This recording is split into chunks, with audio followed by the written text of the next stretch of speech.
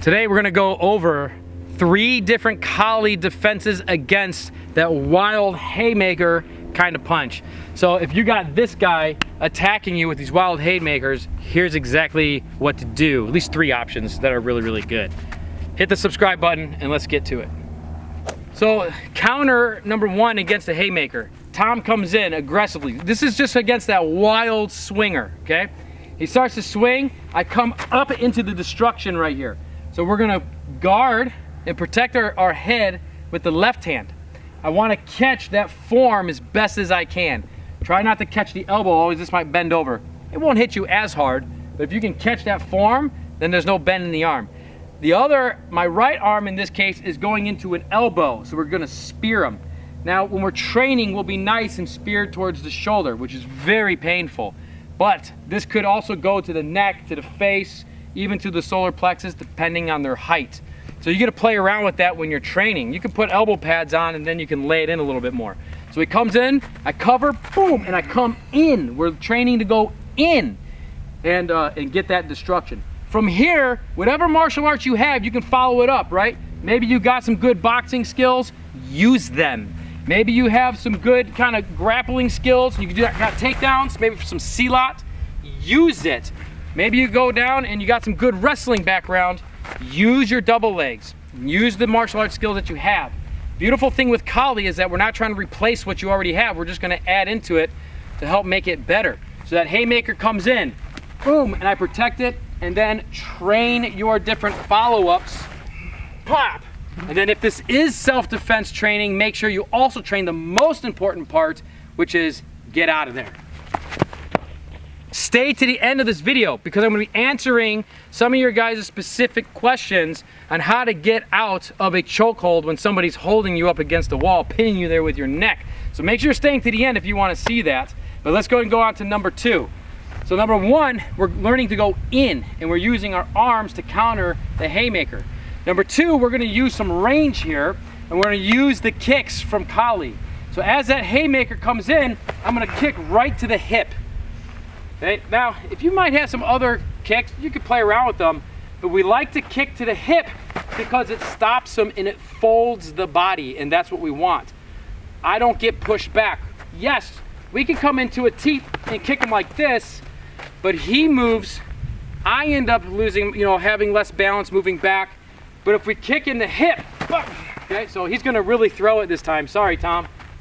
Boom, right here, it folds the body, my momentum continues forward, and while he's in that position, that's where you can follow up if you need to, or you could escape.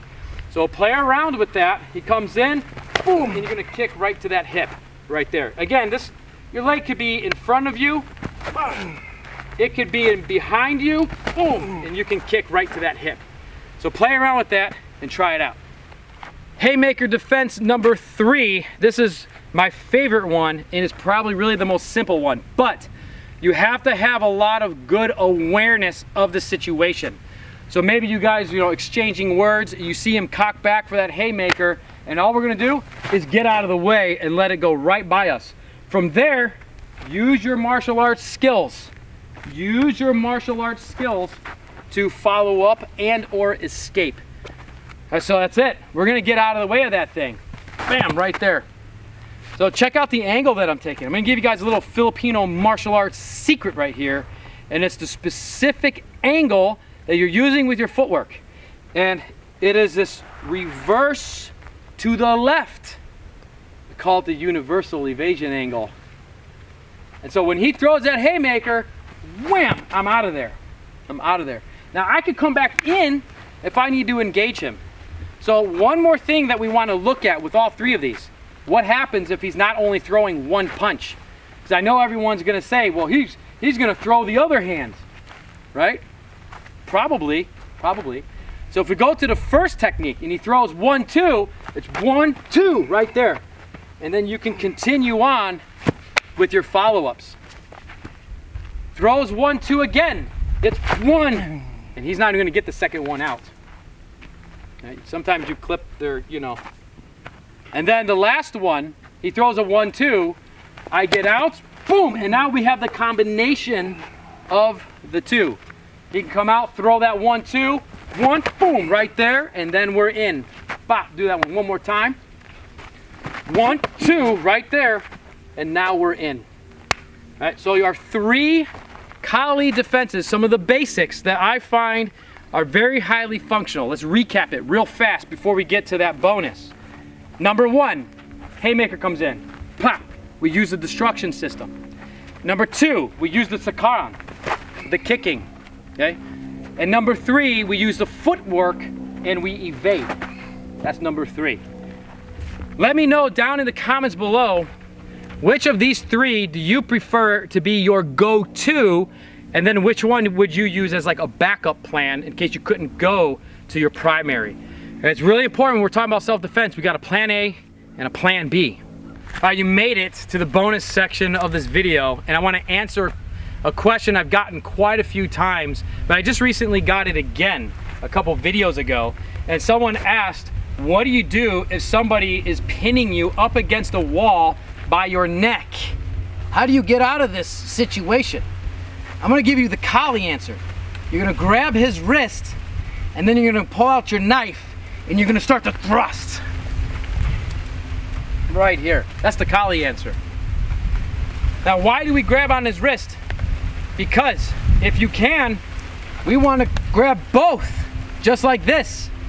Then we pull that knife out, and you can thrust his arms. And then you come into the body or into the neck, depending on how lethal you'd have to be. All right? Because if we don't and we pull this out, he might punch me in the face really fast. Boom! And that's it. It's over. So we want to pin his hands, right? So that he can't get away from us, and we can get him uninterruptedly, and we can finish it.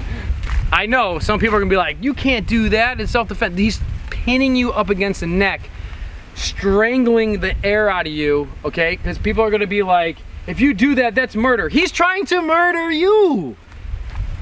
Now, again, you don't have to go all the way into thrusting him in the neck. You start thrusting his arm right here, he's gonna let go, and then you can get out.